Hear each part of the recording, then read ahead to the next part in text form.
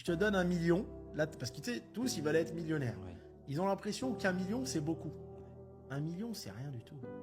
Ils veulent être millionnaires, je dis, bon, ok, t'as 1 million. Dis-moi ce que tu fais avec 1 million. Et combien 1 million va te rapporter. Et ils ont même pas de réponse. Ouais. Alors, il y en a un, il me dit, ouais, je m'achète une maison. Ta maison, elle te rapporte rien. Tu vas la louer quoi? Une maison à 1 million, tu vas la louer 2 000 euros par mois, 2 500, 3 000. Après impôt, il va te rester quoi? 1 700 euros. Ouais. T'es au SMIC avec 1 million. Ouais. Tu vas faire quoi? Donc d'autres, il va te dire, ouais, non, je fais un restaurant. Un restaurant sans financement. Tu investis 1 million, ton resto, il peut couler, tu perds 1 million tout de suite. Ouais. L'autre, il va te dire, je vais acheter des appartements à Dubaï. Tu vois.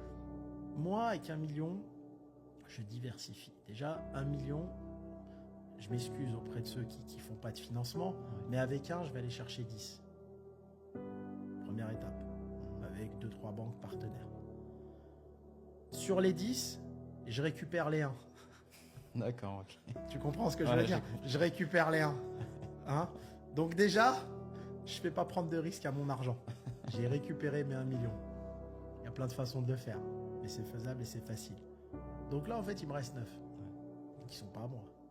Et là, je vais bosser avec moins de stress. Ouais. Mon million, il est retourné. Mon million, je m'en suis juste servi pour aller chercher les 9. Ouais. Et j'ai récupéré. Et ensuite, je diversifie. Il y aura un peu d'immobilier, d'accord? Il y aura dans des pays montants. Je vais pas, tu sais, moi j'ai plein de potes qui ont 100, 200 millions d'IMO en France et qui, après impôt, ils gagnent rien. Enfin, pas grand chose. Quand je dis rien, ils gagnent 30, 40 000, 50 000 euros par mois. Mais c'est rien par rapport à l'actif immobilisé, si tu veux. C'est rien du tout. Et donc, déjà, il faut aller créer ton million. Ça va être un levier. Tu t'en sers comme levier pour aller chercher de la dette. D'accord? Parce que l'avantage de l'IMO, c'est ça.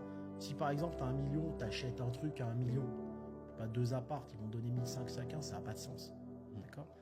Donc là, je m'en sers. Et après, donc, je vais investir. Moi, alors toujours garder du cash.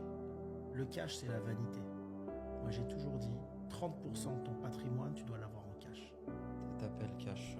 Argent. Alors argent. que ça soit en banque ou sous ton lit, mais il faut que tu aies de l'argent. On ne sait pas ce qui peut arriver dans la vie. Et si c'est en banque, dans plusieurs banques et dans plusieurs pays si possible. D'accord, donc en plusieurs devises. En plusieurs devises, Ok. d'accord? Tu ne peux pas faire confiance à une devise. Après, répartition. Alors moi, sur 10 millions, je fais en sorte d'avoir 2 millions en banque, ok? Pas bloqué, je m'en sers quand je veux. Ouais. Les assurances vie, les comptes épargne, tout ça, moi je suis pas forcément pour. Ensuite, immobilier 5 millions à travers le monde. D'accord? Un peu au Maroc, très très peu en France. D'accord? C'est quand même un pays très solide, mais peu parce que c'est un problème fiscal. C'est pour ça que, par exemple, les Émiratis, etc., mis à part ceux qui ont des accords qu'il y a eu avec Sarkozy à l'époque, où ils achetaient, ils ne payent pas de plus-value. Je trouve ça d'ailleurs dégueulasse pour les Français, parce que le Français moyen qui trime, il paye une plus-value. Je ne vois pas pourquoi l'Émirati ne payerait pas de plus-value dans la revente de son bien sur les Champs-Élysées. Mais si tu veux, dans des pays où tu n'as pas beaucoup de fiscalité. Tu vois, tu prends par exemple le cas du Maroc, j'investis un peu au Maroc, un peu à Dubaï, un peu dans les pays montants, pays émergents, ça peut être la Colombie. Je mets un peu d'argent en Colombie, un peu au Brésil. Bon, la Floride, ça a monté pas mal. Là, il y a d'autres pays qui sont en train de monter en ce moment, tu vois. Ou alors dans les pays en crise, où les gens ils sont pris à la gorge, ils n'arrivent pas à payer, tu vois. Mais diversifier, c'est hyper important. Tu sais pas, tu sais, aucun pays est à l'abri d'une guerre. Tu prends aujourd'hui l'Europe, avec ce qui se passe avec la Russie, t'es pas à l'abri. Si demain tu as toutes tes billes dans de l'IMO à Paris ou en banque et que tout part en vrille, tu fais comment? Il faut que je puisse partir et là j'ai de l'argent qui est à Dubaï, j'ai de l'argent au Maroc, j'ai de l'argent en Thaïlande, j'ai de l'argent tu vois, à Hong Kong. Tu vois. Et c'est là que tu peux bosser intelligemment. Mais diversifier. Première étape, faire fructifier son million. Ça passe à 10. Deuxième étape, fructifier. Moi je suis immobilier. Et le reste, donc commerce physique. Alors le reste, commerce physique, qu'est-ce que je fais? Il me reste 3 millions. J'ai placé 2, j'ai mis dans de l'IMO 5, d'accord? Et là, il me reste 3 à mettre en business physique. Là, je vais aller faire quoi? Je vais aller prendre des entrepreneurs qui ont faim, parce que j'ai plus envie de me casser la tête dans un resto ou dans un bureau. C'est plus du tout un truc qui me plaît. Je préfère avoir un rôle d'investisseur. Et là, je vais diviser mes 3 millions en 100. je vais faire 100 enveloppes de 30 000 euros. Parce qu'on ne travaille jamais aussi bien que quand on est à court d'argent. Ouais, je suis d'accord. Tu comprends? J'ai plein de potes qui ont vendu des boîtes qui ont pris 10 millions.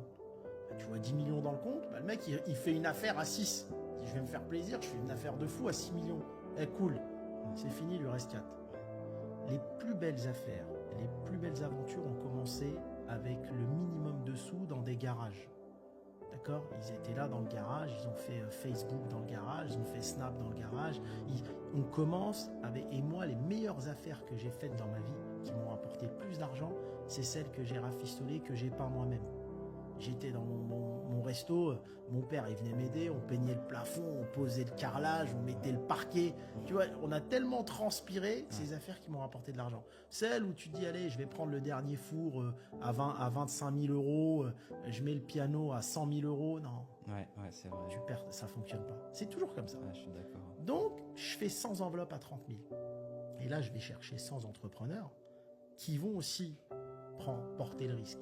C'est-à-dire, je dis, voilà, je te donne 30 000, je prends 50% de la boîte, d'accord? Et tu vas faire un financement où tu mets 30 000 aussi. Et là, on va faire des petites affaires à 60 000. D'accord? Petites affaires à 60 000. Et là, 60 000, 100 000 euros, des petits trucs, des petits fast-food, ça dépend où ils veulent vivre. Il y a plein de pays où tu fais des fast-food, ils peuvent le faire en France, ils peuvent le faire en Espagne, ils peuvent le faire au Maroc, des petites affaires, des petites épiceries, des affaires d'épicier. Moi, j'aime pas les grandes affaires. On gagne l'argent avec des affaires d'épicier. On va ouvrir, je sais pas, un brunch en Colombie, tu vois, un tacos, je sais pas, en Malaisie, n'importe. On analyse bien sûr les pays avant. Et là, tu te retrouves avec 100 affaires, et là, tu dis au gars, moi, je veux pas un pourcentage du bénéfice. Je suis actionnaire avec toi parce que je protège mes 30 000 que j'ai mis. Je veux juste que tu me donnes 2 000 par mois. Je te facture 2 000 par mois en frais de prestation parce que je te donne du conseil. Mais le reste, prends tout. Si tu fais 10 000 de bénéfice, prends tes 10 000. Moi, je veux juste 2 000. Et là, tu comptes, bah, ça fait 100 fois 2 000 euros. Ça me fait 200 000 par mois qui rentrent. Mais je fais rien. Ouais, j'ai 100 factures à faire. Je mets une petite assistante à mi-temps, elle me fait les 100 factures. J'ai 200 000 qui rentrent tous les mois. Dans ma société à Dubaï, qui facture de la prestation et du conseil, j'ai investi 3 millions. Mon retour sur investissement, c'est 1 an. Et j'ai permis à des jeunes entrepreneurs d'avoir de l'apport, 30 000, d'avoir du conseil et de devenir entrepreneur. Ouais. Tu comprends? Ouais, bien sûr, c'est gagnant dans tous les... Et je bosse pas. Là, je bosse pas. Ouais. C'est ça le business. Ouais. T'as des mecs, ils arrivent, disent, j'ai 3 millions, je fais une affaire. Non, tu dois leverager ton argent. Plaisir.